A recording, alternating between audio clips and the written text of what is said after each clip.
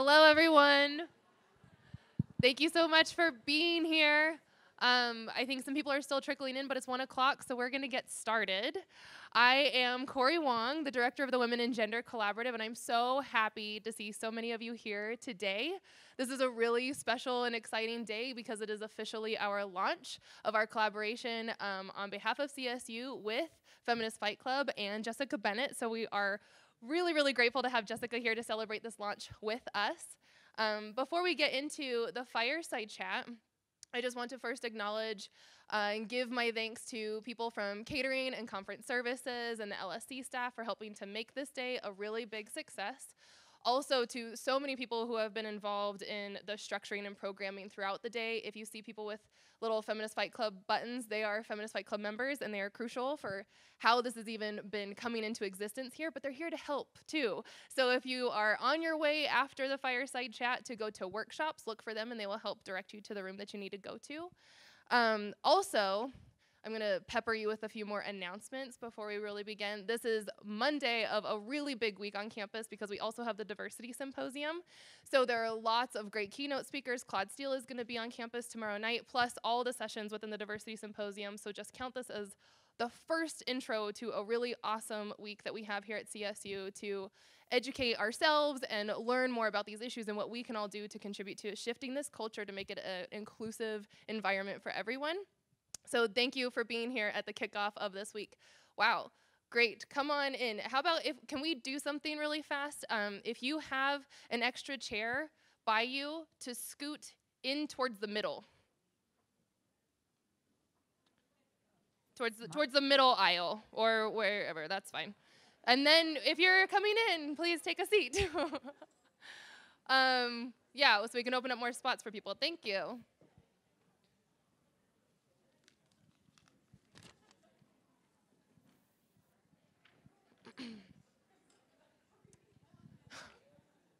Okay, while people are still settling in, I'll do one more announcement too for a couple other things that are happening. On Wednesday, we also have the Women Reading at CSU Book Club is reading Americana, and it's the first book of the semester. So if you don't know about this book club, they are doing a bunch of different books. Next book is going to be This Bridge Called My Back, Radical Essays by Women of Color. And so there are many different ways for you to continue engaging with the topics that we are presenting today.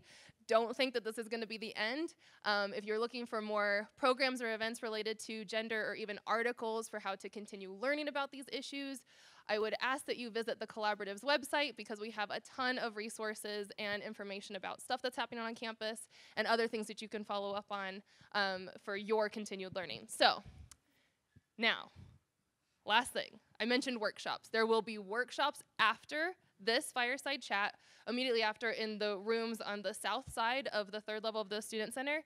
If you didn't register for a workshop, but you're interested in going to one, go ahead, you can go. There may not be a portfolio or a folder there for you, but that's okay. There's gonna be space, and the Fight Club members are the ones facilitating those workshops. We have some that are geared towards men who wanna challenge sexism, supervisory relationships, how to support working parents, fight moves for the classroom if you're faculty and staff, and one for careers in STEM. And then if you're also just like, what even is this thing? I still need to learn more. There's a session for that too. So that'll all be down the hall. Find a Fight Club member if you want to go and follow up with a workshop to get some more practical information on how to employ this stuff. But in the meantime, now, we are going to be able to have a nice little fireside chat with the author of Feminist Fight Club, a fantastic book that we are bringing onto campus with Jessica Bennett. Our format's going to be pretty simple. Jessica and I are going to start with just a little bit of a conversation, but we do want to make sure that we open this up for questions from you all. So you'll notice there are some microphones up here in the front. We'll give a little bit of a cue to say, you know, seems like a good time to see if anybody's got some questions. Start to making your way up to the front, and then we can just start rolling with questions. So it'll be towards the end of our time, okay? But in the meantime, let me introduce you to Jessica Bennett. Jessica is the award-winning journalist and author of Feminist Fight Club, and she writes on gender, sexuality, and culture. She is a contributing writer at the New York Times. She's done some pretty cool stuff, like done stories on sexual assault on campuses. She sat with Hillary Clinton's best friends. She's done stories on women entrepreneurs here in Colorado, and also did a story on Monica Lewinsky, the first in over a decade of profiling her. So thank you for being here. Please welcome Jessica Bennett.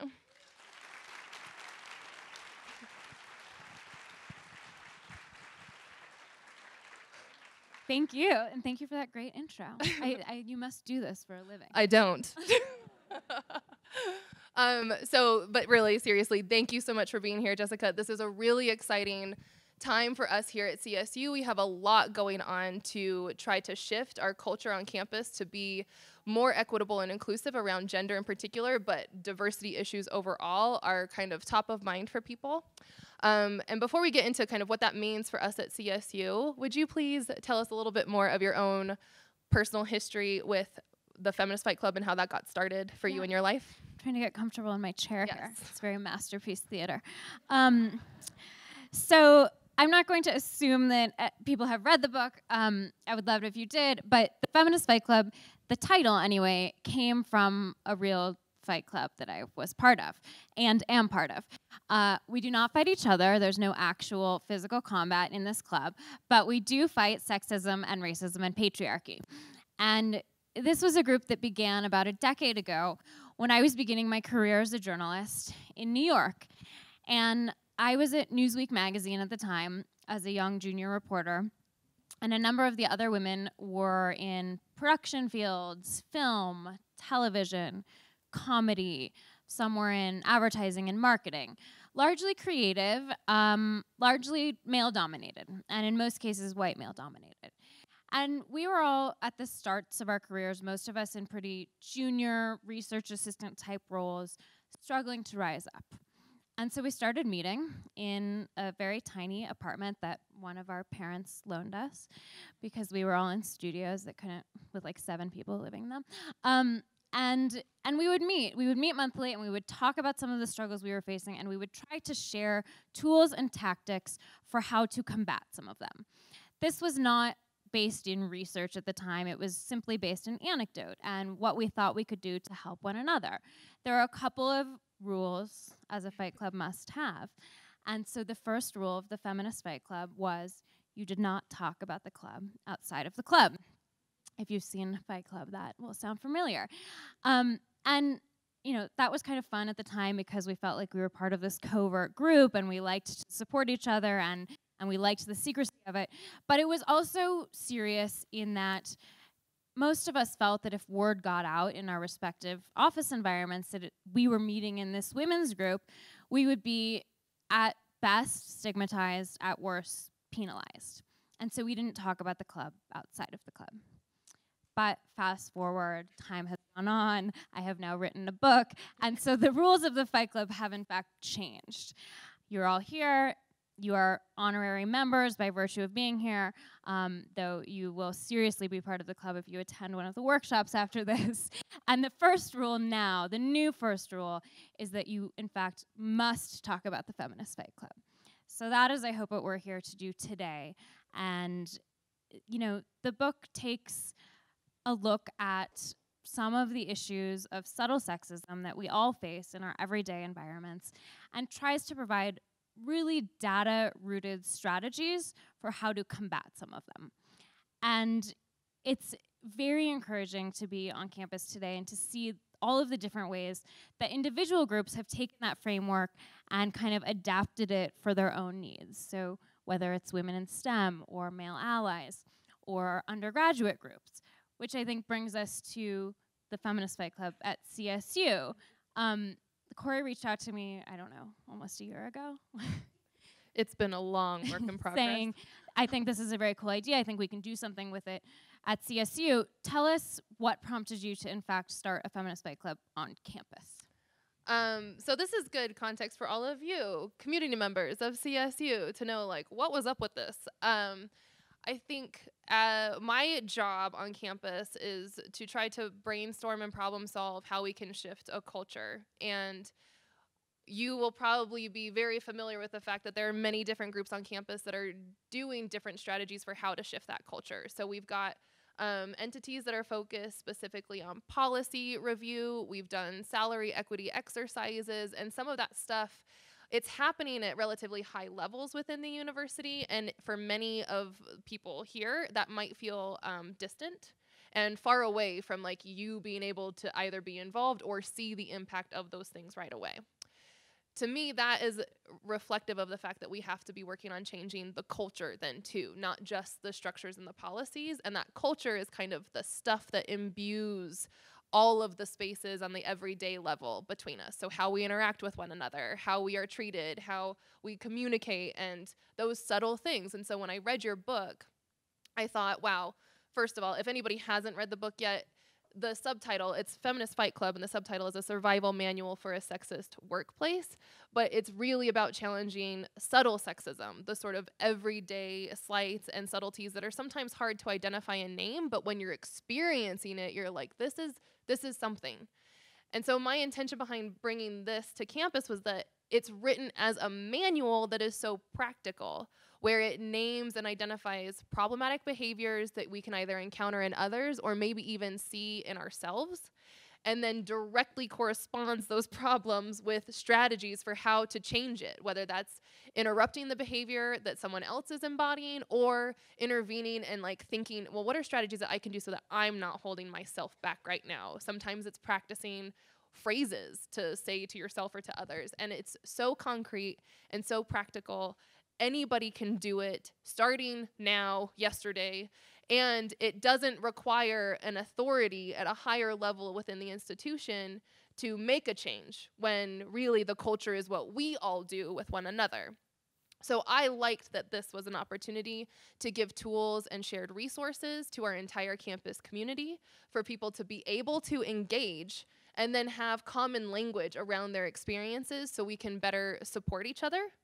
Identify where those problems are showing up, and then let one another know that like we are a part of a culture that is going to be supportive of one another. That's one of the things that I think for CSU, I'm hoping we can really take on and internalize, which is that this work is difficult if we want to shift a culture, and it can't be done on an individual basis.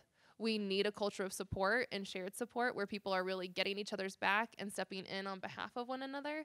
And I think that the more we practice those skills, the more effective we'll be at kind of making that grassroots level change on the cultural level while we have people working on the structural level too. Yeah, that's very much the way I think about it as well, in the sense that, so I'm a journalist. I've spent my career writing a lot about gender issues, but as a journalist, I'm not often looking at solutions to those problems. I'm delving into the problems. I'm looking at why they exist. I'm talking to different experts about the issues, but it's not really in my job description to tell you how to solve them. And so throughout the course of my career, while writing about these things and then simultaneously just like living as a woman who works, I've experienced a lot of this stuff. And it kept occurring to me that there must be research that looks at this. Like there must be ways to, in addition to supporting equal pay policies, and in addition to thinking about things on a structural level and a policy level, there must be things that I can do on a daily basis to try to combat some of this behavior that doesn't have to feel entirely overwhelming and doesn't have to put the onus on me to, on my own, change the trajectory of things or solve for the wage gap, but allows me to chime in on behalf of my fellow woman. And so that was some of the thinking in terms of the structure of the book, which is very much like, yes, you can open to any page that you like that applies to you, and there will be a series of fight moves, I call them, for how to combat the particular behavior, whether it is running into a man-terrupter, a man who interrupts you when you speak. Know that not all men do this, but women are twice as likely to be interrupted when they speak, and more so if you're a woman of color. Or a bro-appropriator, perhaps. That is when a bro appropriates your idea. Maybe it's in fact accidental, not often. It's not always that men, in fact, are taking credit for another's ideas. It's also that even in mixed gender settings like this, if a good idea emerges from a group, we all, women and men, are likely to remember that idea as having come from a man. So this is, years and years and years of patriarchal structures. But what can you do in those situations? There are ways to push back. There are ways to stand up on behalf of your fellow woman. And so there are tools and strategies throughout that I hope can be employed on various different levels. And I personally, reading the book, like my background is in gender studies, so I do feminist theory. This isn't new stuff for me in terms of understanding the dynamics, but I hadn't encountered a book that was so easy to read and accessible in the way where like you can look through a page and say like, oh my goodness, this totally happened. And it's that kind of epiphany or the aha moment, not of like, oh, that's really a thing, but like being able to name an experience, I think itself is very, I'll say it's empowering to be able to know that it's not you alone who's experienced that. You're not out of your mind for thinking it happened. And when it's corroborated and named in a fun pun, it actually is like, oh, now I can, it's like you can identify it and know that there's something you can do. So it's not just recognizing all the problems. It is so solution oriented. But one of my favorite things about the book too is the structure of it, because you can probably get a sense that right now there's a lot of naming of problematic behaviors. And in your book, you call that knowing the enemy. The enemy could be evidenced by men interrupting or taking credit for ideas, but it's not just men. And so when I read the book, I think the enemy is really those problematic behaviors that are showing up.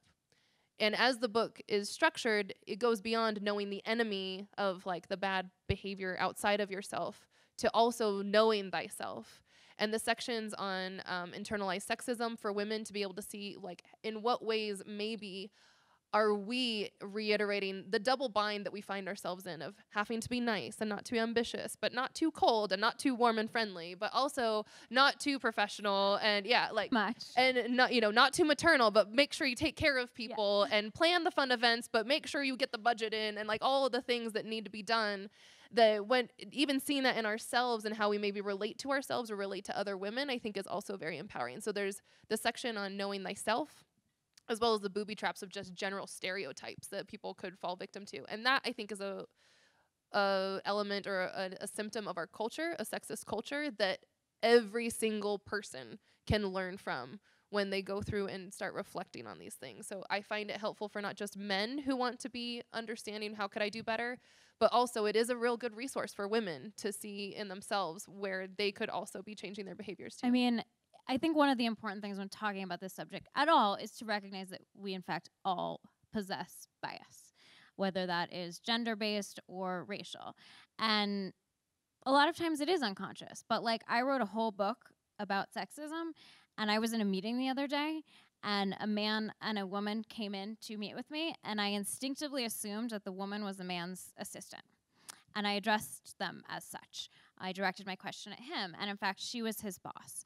And I had this aha moment of, oh my God, I write about this for a living, and I still make these mistakes. Like, these are cognitive shortcuts that our brains make, and the sooner we can recognize the behavior and call it out, like, the sooner we can actually solve for it. So I always try to start these conversations by, in some sense, talking about the ways that I've screwed up, because this conversation can be tricky and it can be uncomfortable, but we're going to make mistakes, and those mistakes are going to be necessary towards calling out the problematic behaviors and moving past them.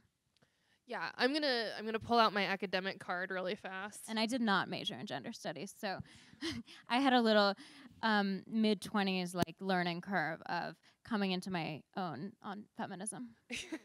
Well, the good news is you don't need a degree in gender studies. You definitely do not need a degree in gender studies. But I wanted to read a little bit from the book, and maybe we could talk at some point about the changes that have been made between the original version, the hard copy version that was released last year, and then the paperback that has just been recently released. So I'm going to read from the new updated version to kind of give a little bit more description for anybody who's like, I still don't understand what we're talking about. I mean, I think many of you do. But for anybody who doesn't, there's a really great description that you have here in the introduction about describing that rather than having overt sexism, which is like the stuff that's just like egregious and so obvious, that that was not okay. I think a lot of what we do encounter today, but even here at CSU, is the subtle version of sexism and trying to understand, so what is subtle sexism? So here, I'm going to read from the book. You have Like the microaggressions that people of color endure daily, racism masked as subtle insults or dismissals. Today's sexism is insidious, casual, politically correct, and even friendly. It exists beneath the surface, quietly, in the way we scrutinize a woman's qualifications or simply don't like women who seek power. It is a kind of can't put your finger on it, not particularly overt, hard to quantify, harder even to call out behavior that maybe isn't necessarily intentional or conscious. It can be exhibited by well-intentioned bosses, progressive colleagues, and even feminists. And none of that makes it any less damaging. So this is the sort of behavior that if you've encountered it, you think, how can I even call that out when it's not obviously a matter of sexism, but something is at play? And I think that it's just great when we're at a campus like this. I imagine that's mostly the experience that resonates with a lot of people. And what happens with that is that feeling of like, I, one, maybe don't know if I'm naming it or calling it out appropriately. I need to make sure I'm identifying this accurately. But two, calling it out is so hard for a lot of different reasons. Maybe people will just dismiss me, like, what are you talking about? That was not a thing. Or, oh, now you're just being really sensitive, sexist. Or you know, you... too aggressive, emotional. There could also bossy. be the risk of retaliation. And so I want to talk about that because I think that that's a concern a lot of people would have. If we were to call out problematic behavior, we know statistically speaking that women, for example, who make an issue out of this are more likely to be penalized too than, say, white men who are like, you know, we should be advocating for women because they'll get rewarded. Sexism. And this is applied for people of color as well. So the people who are often identifying with the groups that are marginalized to speak on behalf of increasing equity or representation, they are likely to be hit with some negative repercussions, whereas people with power and privilege are more likely to get pats on the back and a reward for their great advocacy. So I'm seeing nods even in the room right now. So what do we do? Is that so yeah, so the question would be like, how do we balance that, and what in the book is there available to help navigate those spaces? Yeah, so you know, you're right. In modern workplaces, if women or people of color advocate for diversity, they are often frowned upon. They may be penalized for doing so. But when white men advocate for diversity, they are viewed as heroes. So, you know, what's to create a situation where we want to speak up as women or as people of color or as part of other minority groups when we know we're going to face the repercussions? Mm-hmm. And also, we are often having to do the work for others anyway. The way that I have thought about this in my own life is that I'm an independent journalist. I pretty much have the privilege to speak up without fearing repercussion. And so I do so whenever possible because I sort of consider it my duty, because I don't have to fear that retribution. I think that for those who are in power, who do feel comfortable speaking up, we need to do it, especially right now. It is so important to speak up on behalf of others and to use your privilege to do so. Because the reality is, yeah, of course we can say to women, you need to lean in, you need to speak up, you need to do all of these things, but not everyone feels comfortable doing that. And especially if you are working class, or you fear for your job, or you don't have, I call it a fuck off fund, where it's just like your backup bank account for when you really can't handle it anymore. Not everyone has the privilege to have that. So if you do, I think it is so important to speak up. Yes. You're saying, I want to let that hang. We're here, we know. Yes. If you have the privilege to speak up and the power to do so, yes. But you also said something which was, and you feel comfortable doing that. And that's something that I would also push against, to say, if you're not comfortable doing it, yes, still do it. And that's part of why I think the book is really helpful, because wherever that discomfort is, one, go through the process of saying, okay, you know what, in this situation, I'm relatively safe. I have the power and the privilege. It should be my responsibility to speak out because I care about these values and I do want to make this a better place for everyone. But then that discomfort, if you're like, but I don't know, I feel uncomfortable with it. Where is the discomfort? If it's because you're afraid of your positionality, we already covered that. You're cool. Second would be maybe you're uncomfortable because you don't know what to do or how to show up in that space. Great, you have a book now written for you. And third, She's my side publicist. yeah, I have been hustling this book. But the other thing is that like one thing, even if you're not in a position of power and privilege, what I appreciate about this book is that it gives opportunities for people to see where they could show up with others. There are plenty of nods to critical mass of not having a lone woman in the room, for instance, or even if you are the lone woman in the room, like what can you do in that space? But if we find ourselves feeling like we don't have the power and privilege, that doesn't mean we have to wait for those who do to do something. I really like the attitude of finding your boast buddies or your wing women and other people who can show up in the space with you and know that we can show up for others and we can set the expectations where others are going to show up for us too. So that's the whole like attitude behind the Feminist Fight Club here at CSU, is to know who you can trust to get your back and to be very intentional about identifying and developing the skills so that we can effectively do that for ourselves and others. So that's the toolkit here. And there's truly power in numbers. Like the whole ethos behind this was that I was in this group. We took this vow that we were going to help each other, lift one another up. We were going to mentor other women, and we have continued to do that. But the other thing is that if you are the lone person speaking up, you can be targeted.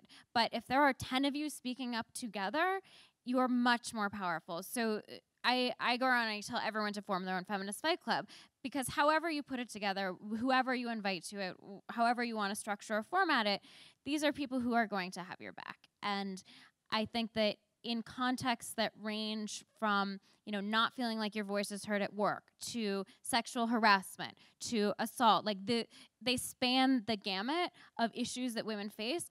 Having multiple women speaking up is very powerful. And male allies, I should mention, and men standing with you. I think one thing that I've noticed, since we do have a fight club here at CSU, if you would like to join, all you need to do is email me, and you can be added to it. Cori.Wong. Yes, right. Yeah. Cori.Wong@colostate.edu. Right. Yes, but one of the things too is like sometimes that level of support doesn't even have to come from we're in the same space and now someone's going to echo what I said, because we've had conversations in the fight club where it's more like, I'm encountering a situation, and does anybody have any strategies for this? So that could be it's happening right now in real time, but we've also had, I think, some pretty strong success stories.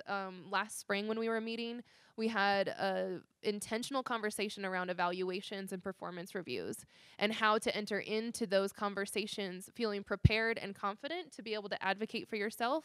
And I remember sometimes like just reframing the conversation from the members themselves, that we had a discussion where it was like, this is in your book too, but don't presume that your supervisor knows what you're doing. It may not be out of ill intent, but like I made a joke that I think really resonated with people. I report to the president, and it created this visual of him being like a little fairy floating around me. I was like, I know he's not floating around me watching everything that I do.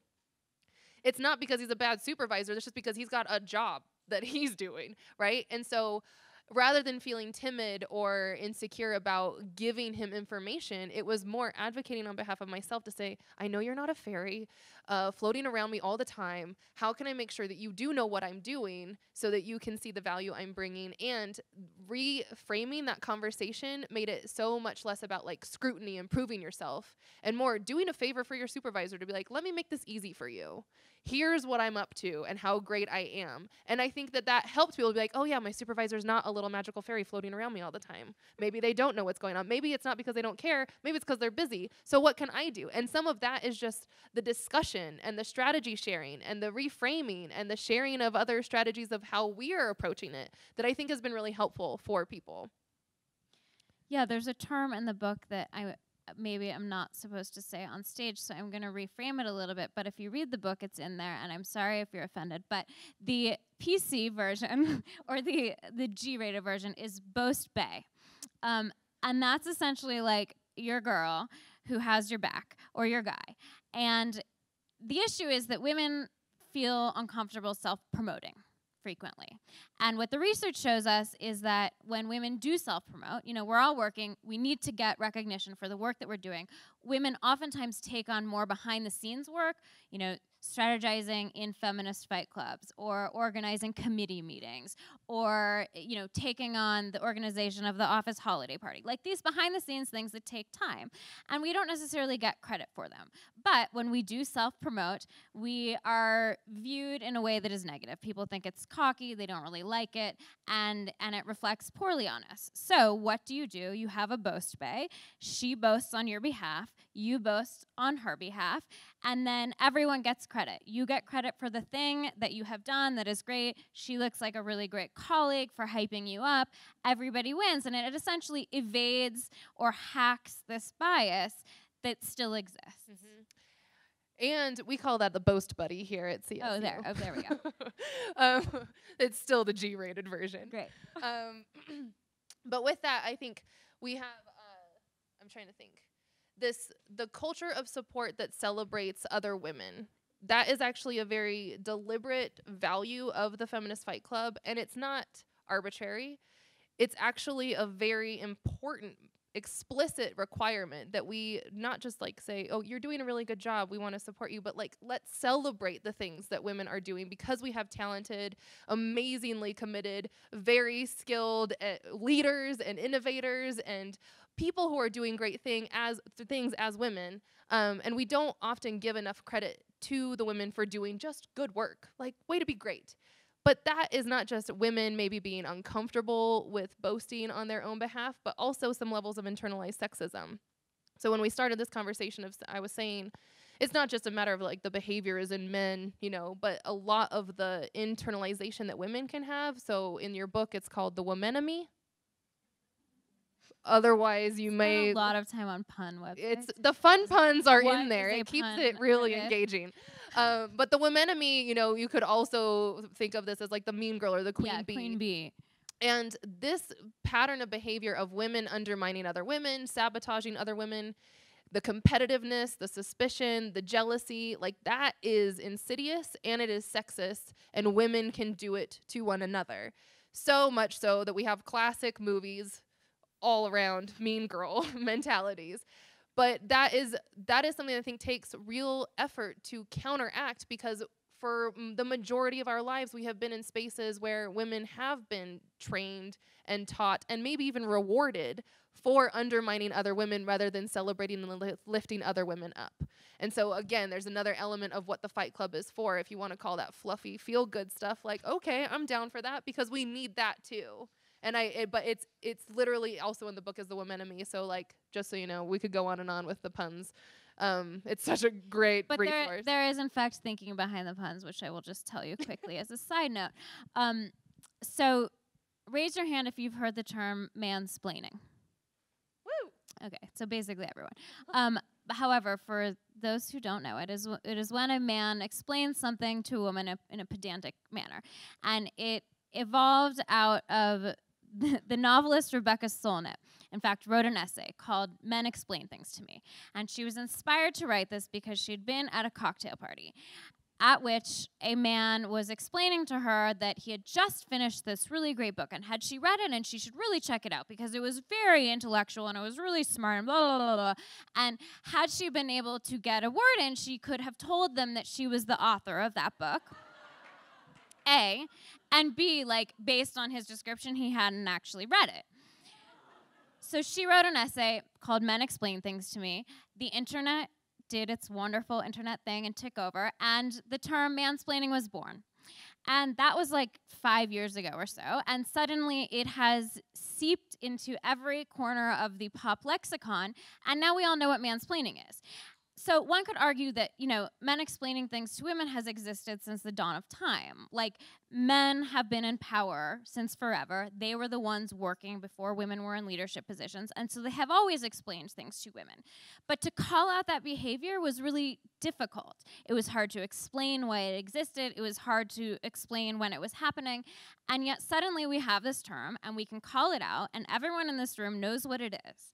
And so I did spend a lot of time looking up puns and creating So portmanteau is when you combine two words to make a new word, which I learned talking to a linguist. And bromanteau is when you combine male or female-centric terms with other terms to create new terms. So broappropriation, the himitator, manterruption, which, yes, I know these could be perceived as a little anti-men, and I have, in fact, gotten that feedback repeatedly.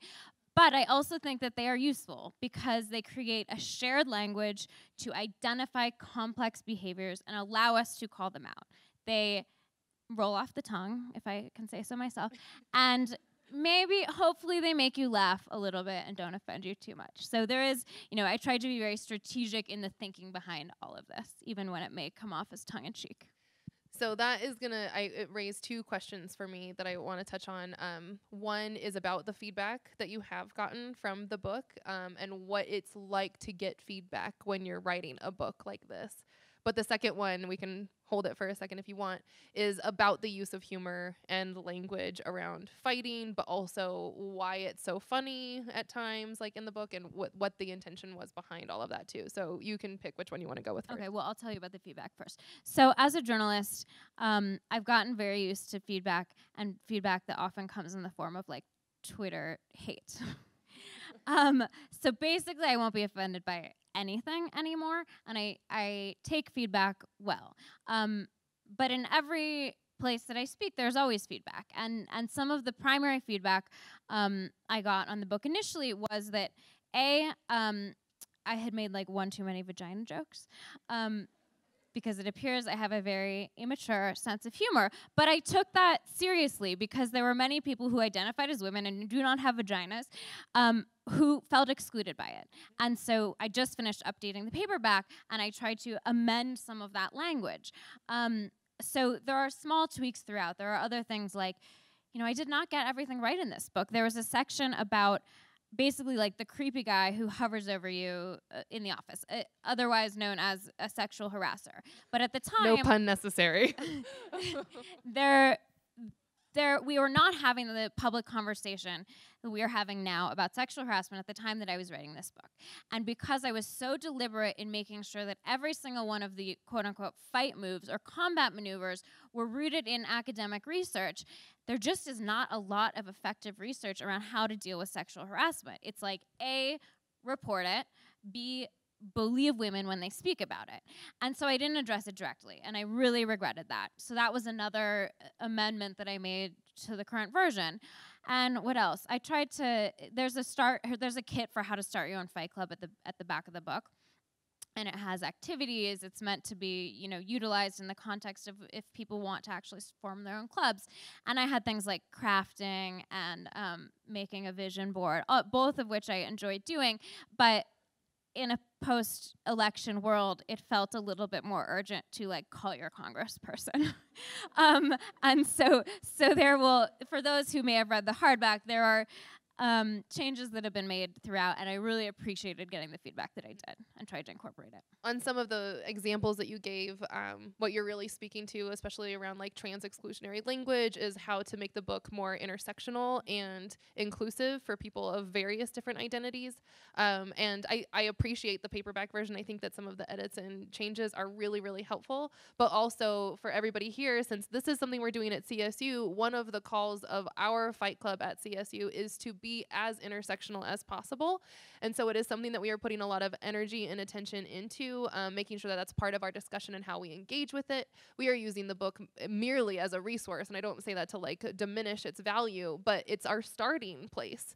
And what we are really trying to do is build upon it to make it appropriate for our community and the needs that we have. I mean, one obvious example is pretty apparent, which is just this is written for a workplace in general. And yet we are at an institution of higher ed, which has different kinds of nuances, culturally speaking, that make it appropriate for us to edit and amend and change a little bit here and there to really suit our needs. So like, for instance, we have a student feminist fight club on campus that has been really taking ownership over this and making it super intersectional and inclusive. It's men are, I think, equally represented in that club, which is not the case for the employee group one. But in that way, it's like, I like how the book is malleable and you give so much free reign over it that like people can take it and make it to what is suitable for them. And part of that for us at CSU is to make sure we're very conscious about the intersectionality of how we're engaging with this as a resource. Yeah, and well, to your humor point. Yes.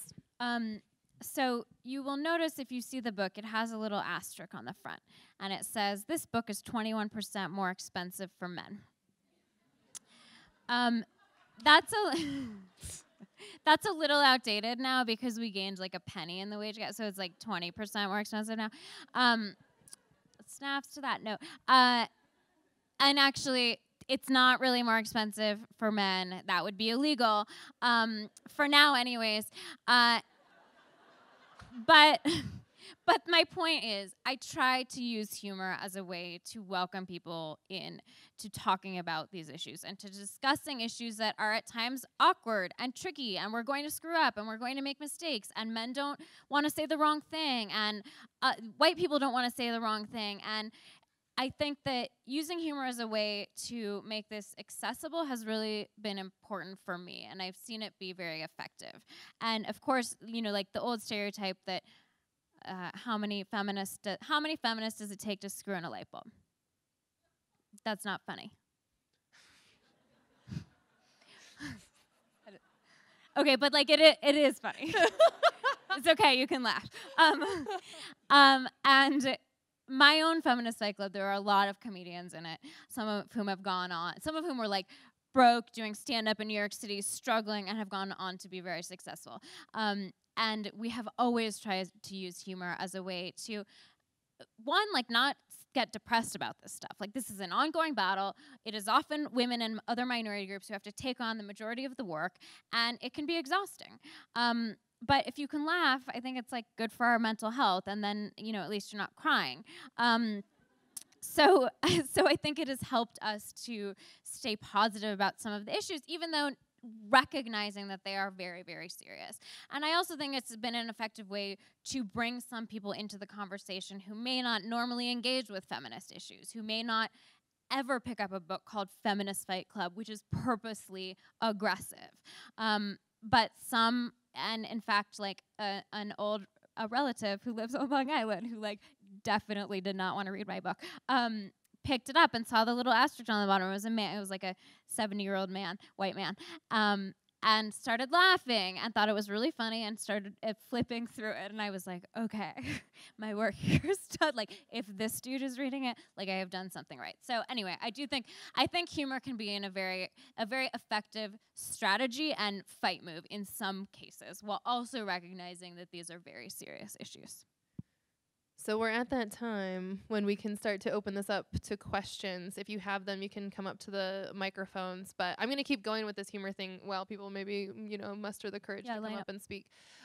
Because I was talking with a group of men on campus who were given this book a few weeks ago to read and reflect on in their roles as men on campus. Like, how can you be a responsible and helpful, proactive agent of change given your position here?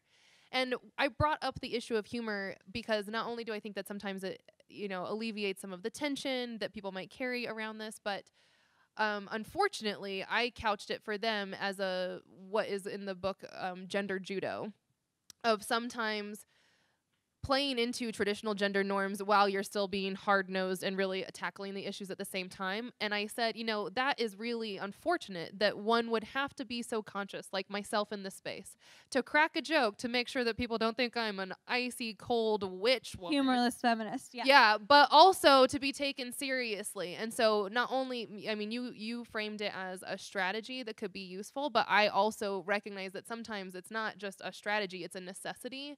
Because there's the double bind of if you're too serious, then you're going to be too aggressive and you're so militant. But if you're too humorous, now you're not serious at all, and this is all just like superficial child's play or something. And so I like to call attention to that as a very thin line. And the fact that one would have to walk it, one would have to be conscious of it is a problem. The fact that other people may not be conscious of needing to employ that, others needing to employ that, is an area for you to grow, to become conscious of, like, oh, wow, people have to do that. I guess I've never really entered into a space and thought, I better crack a joke so people don't think I'm really impossibly cold and mean, you know? Like, Right. Or smile. I mean, this right. is like, this is the reality that as women we face all the time. Like, you're not smiling enough. I'm going to tell you that you need to smile more. Or you have resting bitch face. Or, you know, a variety of things. Or you want to go negotiate a raise. Well, women are less likely to get raises when they negotiate because they're often perceived as pushy when they do so. Okay, well, according to research from one professor at, I think she's at San Francisco State, Joan C. Williams, she has this thing called gender judo. And it basically means playing into feminine stereotypes in order to sort of like swerve them or duck them. And so what can you do when you're negotiating a raise? You can smile, which is like, I hate this advice because I shouldn't have to smile ever. And yet, if it works and I'm going to get the money and I can like then become in power and make it so that the next generation of women do not have to smile, like resting bitch face all day, then I will do so. But it's tricky because it is a balancing act, and it's a balancing act that we have to think about all the time. And like the fact of the matter is, if I were to consciously think about all of the things that I've put in my own book at all times, my brain would explode. Like, it is too much. It's like, talk loud but not too loud, and like smile but not too much, and like be authoritative but not bossy. It's like just this constant back and forth. And if you're a woman of color, there's all these other expectations on top of that, and you can't be too angry or too loud. And so it's exhausting. And so there are times when at the end of the day I think to myself, like, I'm going to do what I can do, and there are small steps that we can take on a daily basis, but it cannot fall to each of us individually to do all of this. Thank you. And would you like to ask your question? Hello. Can you hear me all right? Oh, wait, I forgot to say one thing in the introduction. I'm really sorry. This is going to be video recorded. So if you're not comfortable with it being recorded, I should have said that at the very beginning. I'm so sorry. Know that that's a reality, okay? So, but in your own Feminist Fight Club, what comes out in the Fight Club can stay in the Fight Club. So I guess my question is, when I'm looking for support, especially in my therapy sessions, I found myself having to explain terms, and last time it was white tears, and this other times I find myself holding back from feminist-related issues in those therapy sessions when I do need that support. I guess, how can you talk to those support systems that you still do need without being like, here, educate yourself? Let's rephrase that question for people who maybe didn't hear it. So the situation is, like, when you are in spaces that are supposed to be supportive spaces like therapy, and you find yourself still having to explain concepts, like white tears was the example, or then having the feedback that's making you feel like you need to pull back from even discussing feminist topics. What can you do in those spaces that don't just boil down to saying, like, here, educate yourself? Would you like to take a stab? Yeah. I'm not sure I have a perfect answer, because at a certain point, it can be exhausting to have to explain the same things over and over again. And you sort of want to be like, here's a manual, read it, come back to me, then let's process this. But I guess, I'm trying to think what I've done in my own life. Because I'm speaking publicly about a lot of these topics, I'm repeating myself constantly, but I've tried to differentiate between people that I know are just not going to get it ever, and like, I don't want to waste my breath, frankly, because this is tiring. And my energy could frankly be better put to use elsewhere. And those who may not get it, but I do believe are well-intentioned and well-meaning. And so I've had to sort of set boundaries for myself, because, yeah, it is exhausting, and doing the work and the emotional labor of fighting for these issues and then having to explain them over and over again on top of your regular job or your regular studies and all of the things that we deal with on a regular basis can be really draining. So I guess I think it's really individual, but what I've tried to do is set some boundaries for myself about when I am going to take the time to explain and when I'm just simply not going to engage. Like, find another therapist. Yeah, I wasn't sure if we were talking about like literal psychotherapy here, or if this is a CSU Right. term. I do think that well, there's another side to what you're saying and what you're describing as your experience too, which is I think helpful for everybody to hear. Not just what do you do if you find yourself like burdened with having to explain these concepts to people who are supposed to be in your support network. That's why I say like find another support network if you don't have people who are with it. Also, and if you're paying them, especially. But the other side of that is that if you yourself find yourself in a supportive role, hear this experience, because the experience is saying, I don't want to just say educate yourself, but like I'll say it for you. If you're supporting other people and you don't know what they're going through and they are having to explain things to you, then you need to educate yourself. Because if you are actually going to be supportive, you need to be well-versed in the experiences of the people you are serving. So I'm saying that to a room full of people who work on a college campus, who are serving students primarily. I think we can all agree to that. And so if you have students who are struggling with experiences and they have to explain things to you about their experience because you haven't put in the work yet for you to understand what they're describing, you are doing a disservice to those students. So I hear you.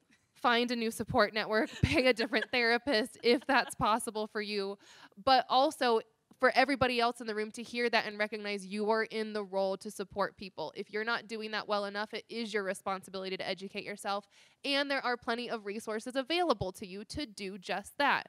We're offering the book as a named resource. Go to that one for gender, subtle sexism stuff, but also we are at a college campus. There are so many resources available. If you need more for just gender period, I'm going to plug the Collaborative's website because I have a whole section there. Literally, the tab is educate yourself. And it has curated articles and resources. If you're like, I just don't understand what gender means in the workplace. What is everybody whining about? Okay, perfect. I've done the work for you. Now you can go and find articles about what that actually means. So do a little bit more legwork. Be grateful for the efforts that other people are putting in to help that be accessible to you, and then reciprocate by really owning it on your own. Thank you for the question. Thank you.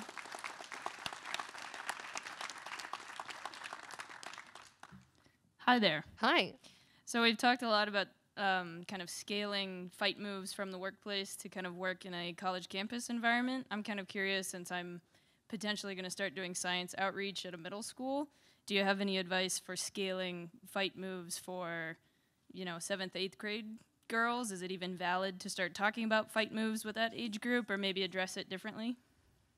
Yeah, I mean, so most of what is in the book is tailored to a working audience, and yet they're all rooted in these things that I think we learn at a really young age. So even, taking the example of like speaking up. So women get less airtime in meetings. They also get less airtime as students. They are less likely to raise their hands, they speak a fraction of the amount, and teachers are more likely to call on boys in classrooms. Like, that's starting from a very young age. We were just talking with another faculty member about a study that had come out recently showing that girls recognize from, something like age 6 that there are gender differences, and they start viewing boys as more capable and potentially smarter. In things like the Girl Scouts has done a lot of really good work related to leadership aspirations and how young women, from early ages fear taking on leadership roles because they don't want to be perceived as quote unquote bossy. So I think a lot of these things are really deep-rooted from a young age, and things like modeling behavior for those who are parents, modeling behavior not just to daughters but also to sons, distributing chores equally so that you see that the men and the women in those hetero couples are taking equal parts in child rearing. Things like monitoring media intake. The Gina Davis Institute has done a lot of really good research about representation in film. And it's depressing. Women get a fraction, or women and girls get a fraction of the speaking roles. They are much less likely to be portrayed in positions like law, science, doctors, medical professionals, basically like all of the fields where we need more women. And that phrase, like, you can't be what you can't see, I completely buy into that. Like, representation and seeing representation visually, I think is so, so important. So even like I went to see Wonder Woman, and I was so moved that I wrote a piece about it because it was so the reaction was so visceral to see these women, these strong women fighting, and like, yes, they were wearing wedges, like you could probably, but you know, like a gladiator sandal, like, doesn't need to be a snedge or whatever, but but to see a powerful woman fighting, and I happened to be sitting next to a little girl who was with her mother, and she said, "Oh my gosh, Mom, they're so strong." And so I think things like this apply from a really young age. So even if you're not doing the fight move, to tell the person to stop interrupting in the meeting, kids can do that too, where they try to chime in on each other's behalf so that the girls can get more airtime in class.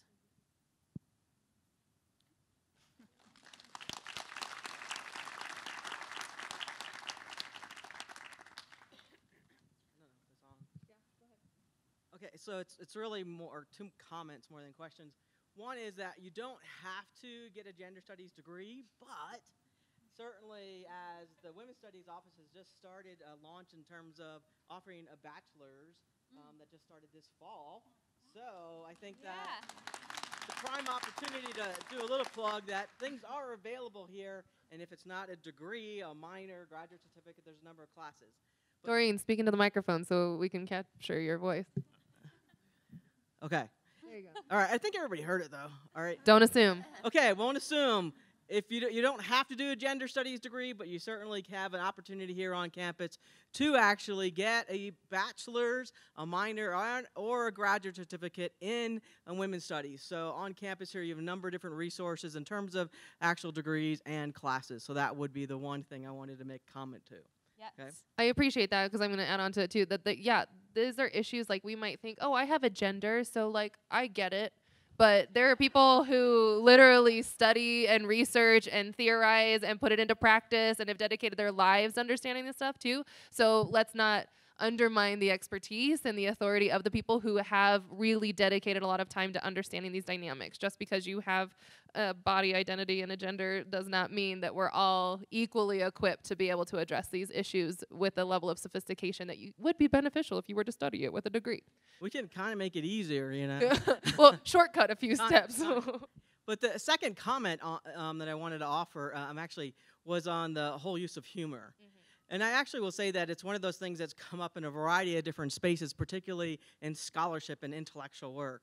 And sitting here, I actually was struck with that the very fact that we have to justify the use of humor actually is something that has been a production of whiteness, because it's really the part of the human condition to laugh.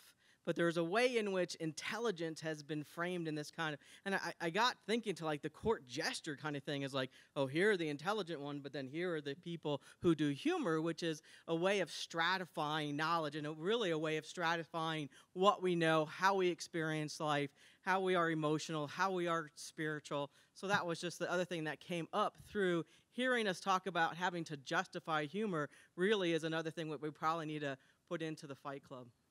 Yes, I love that. Well, I've also been really inspired by learning about some of the women's groups of yore. So I didn't get into it, but the way that I came into my own feminism in my early 20s was when I was a young reporter at Newsweek and starting out my career and was frustrated. You know, on a variety of levels, I had come up with a group of men, and you could see very clearly that the men were rising up more quickly than the women. I was often uncomfortable speaking in rooms full of men and in a place where you're only as good as your ideas. You know, I suffered for it. Sometimes I would pitch story ideas, they would get rejected, and I would see them appear on the pages of the magazine under a man's byline a few weeks later.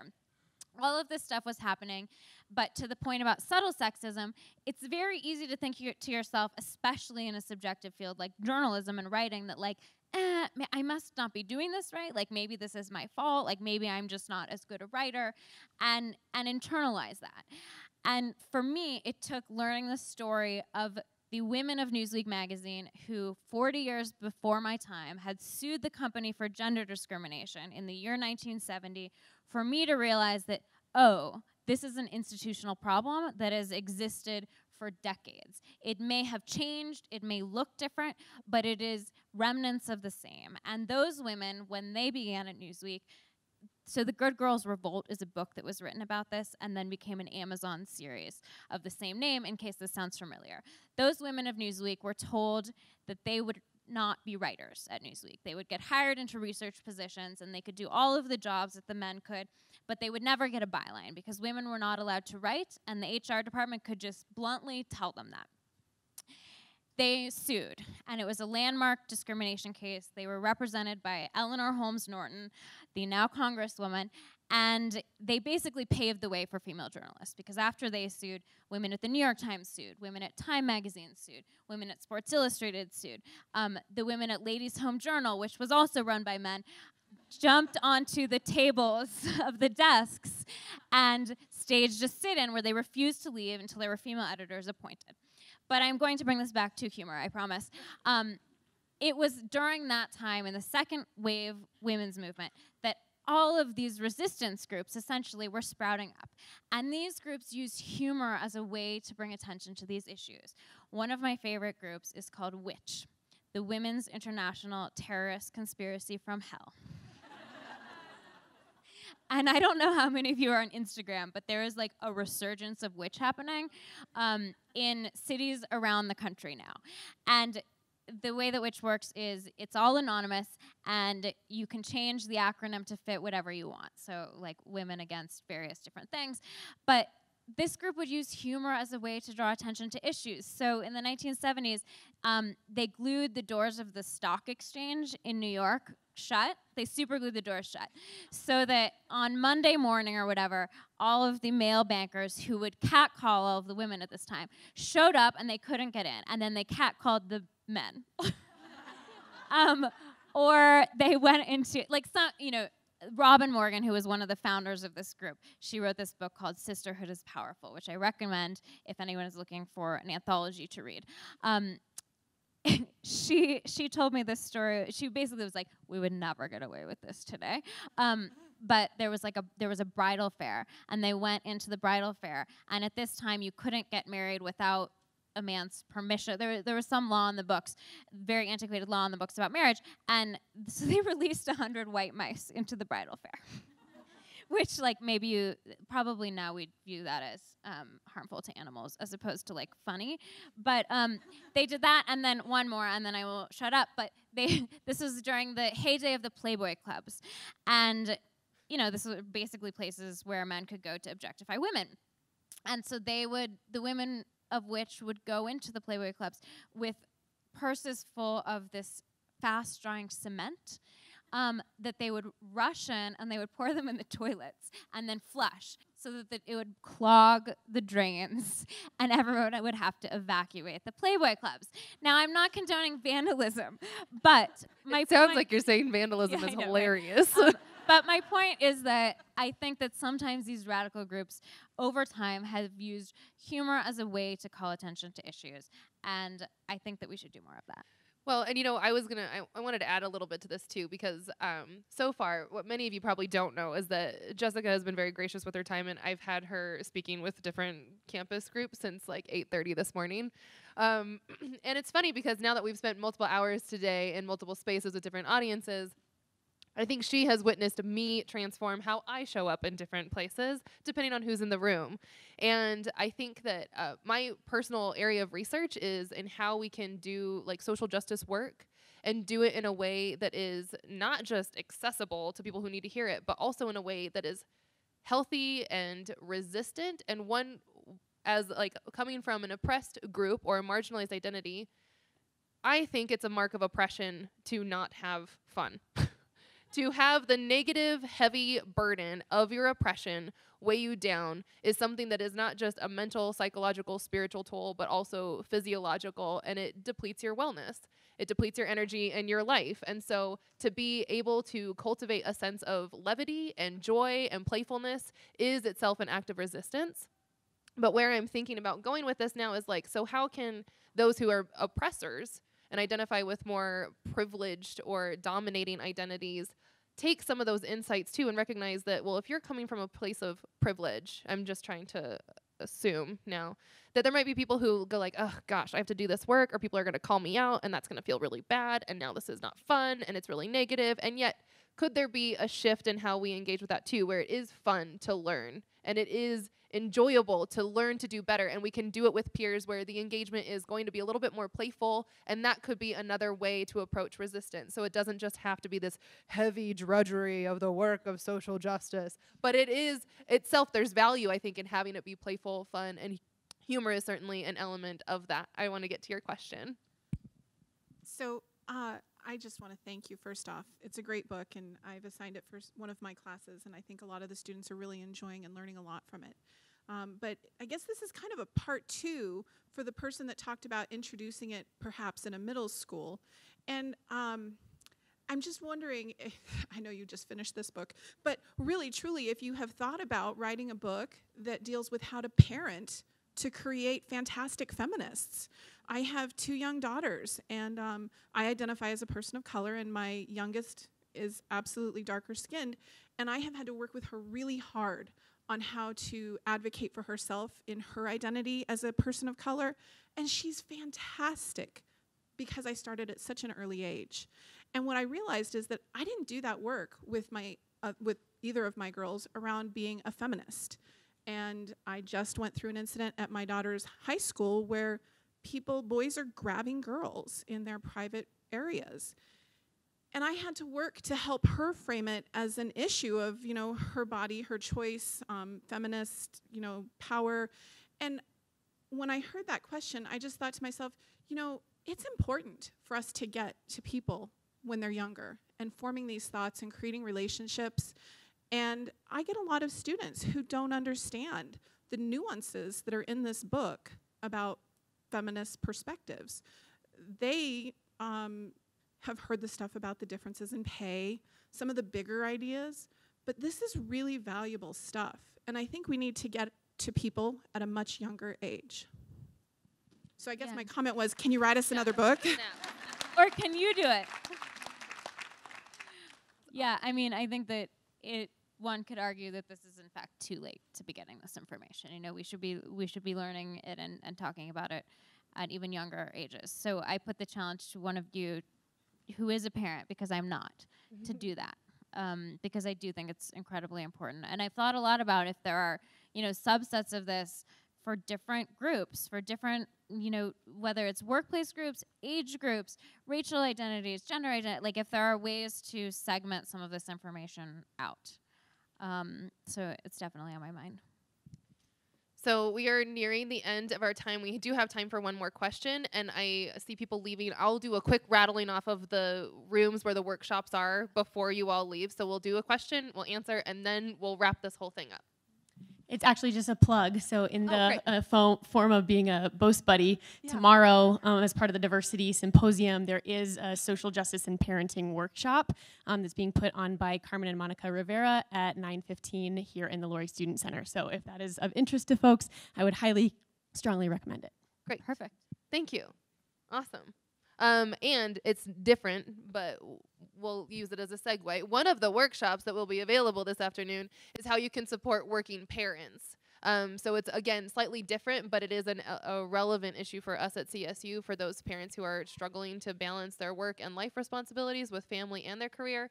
Even if you're not a parent, this is something that's important to be informed about, because you may inadvertently be unhelpful in supporting your colleagues who do have dependents that they are caring for. So let's quickly go through this workshop. If you're interested, I'm going to try to be like my best flight attendant and tell you where your like gate numbers are. Okay, so if you're interested in a general introduction to the Feminist Fight Club and what fight moves are, you can go to LSC 308. If you're interested in fight moves for the classroom because your students or faculty, you can go to 322. If you're interested in being a man who has fight moves ready to challenge this stuff, go to 300. Supervisory relationships, fight moves for how to manage those, is in LSC 324.